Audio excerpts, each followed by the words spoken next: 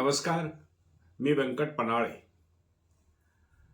लातूर जिल्ह्यामध्ये अत्यंत एक मोठा वारकरी उत्सव म्हणजे वारकऱ्यांचा कुंभमेळाच लातूरजवळ अतिरिक्त MIDC मध्ये खंडापूर ग्रामपंचायतच्या हद्दीमध्ये हा उत्सव होतो आहे.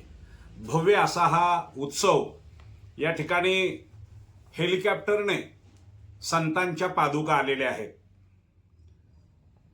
कैवल्य चक्रवर्ती श्री संत ज्ञानेश्वर माऊली महाराज, श्री भक्त शिरोमणी नामदेव महाराज, श्री संत जनाबाई, श्री संत जगद्गुरु तुकाराम महाराज आणि पालखी सोहळ्याचे जनक तपोनिधी नारायण महाराज देऊकर या संतांच्या पादुका लातूरला आल्यानंतर लातूर ते खंडापूर उत्सव ठिकाणापर्यंत भव्य अशी पालखी मिरवणूक निघाली. आणि पालखी मिरवणूक इथं आल्यानंतर या संतांच्या पादुकासाठी स्वतंत्र दर्शन मंडप केलेला आहे.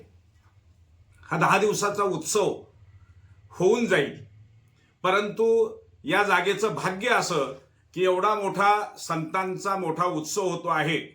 लाखो वारकरी या ठिकाणी आलेले आहेत.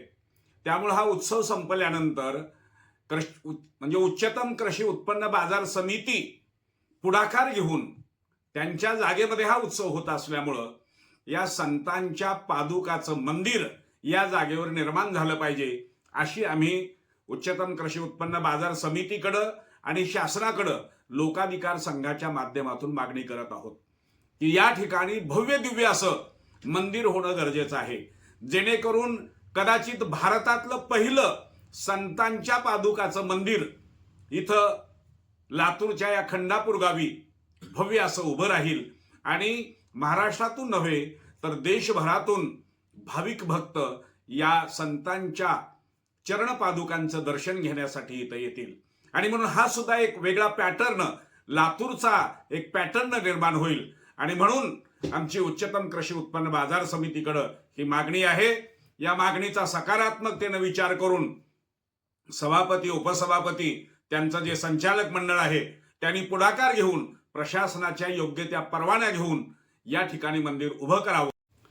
हा भव्य दिव्य सप्ताह ज्यांच्या मार्गदर्शनाखाली होतो आहे ते आळंदीचे ज्ञानेश्वर कदम महाराज म्हणजे छोटे माऊली महाराज यांनाही आम्ही भेटून या संदर्भातली आमची कल्पना सांगितल्यानंतर तेही सकारात्मकतेनं की हे होणं गरजेचं आहे आणि होईल अशा भावनाही त्यांनी व्यक्त केल्या.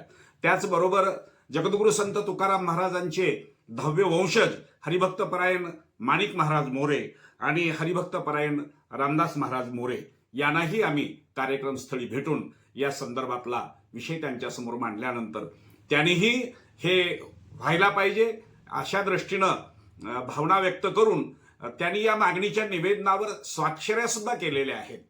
या सप्ताहामध्ये ज्यांनी प्रमुख भूमिका इथं हरिभक्तपरायण किशोर महाराज शिवणीकर त्यांना सुद्धा या संदर्भातलं चर्चा केल्यानंतर त्यांनीही हे मंदिर व्हायला पाहिजे अशा भावना व्यक्त केलेल्या आहेत. त्याचबरोबर कृषी उत्पन्न बाजार समितीला जेव्हा आम्ही पदाधिकाऱ्यांना भेटायला गेलो तेव्हा त्यांनीही आपली मागणी रास्त आहे आणि या दृष्टीनं आम्ही पावलं टाकू आणि हे होईल अशा पद्धतीनंच आमची भूमिका असेल अशी ही भावना त्यांनी व्यक्त केलेली आहे.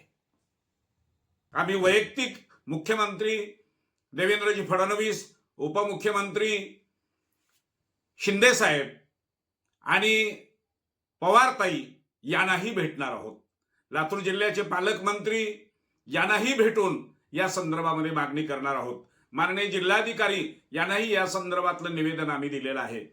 शासनाकडचा पाठपुरावा आम्ही करणारच आहोत, परंतु या सगळ्याचं नियोजन हे उच्चतम कृषी उत्पन्न बाजार समितीने केलं पाहिजे अशी आमची मागणी आहे. आणि त्या दृष्टीनं हे भव्य दिव्य मंदिर उभं झालं पाहिजे हा संकल्प आम्ही घेतलेला आहे आणि तो आम्ही पूर्ण करणार आहोत. धन्यवाद. रामकृष्ण हरी.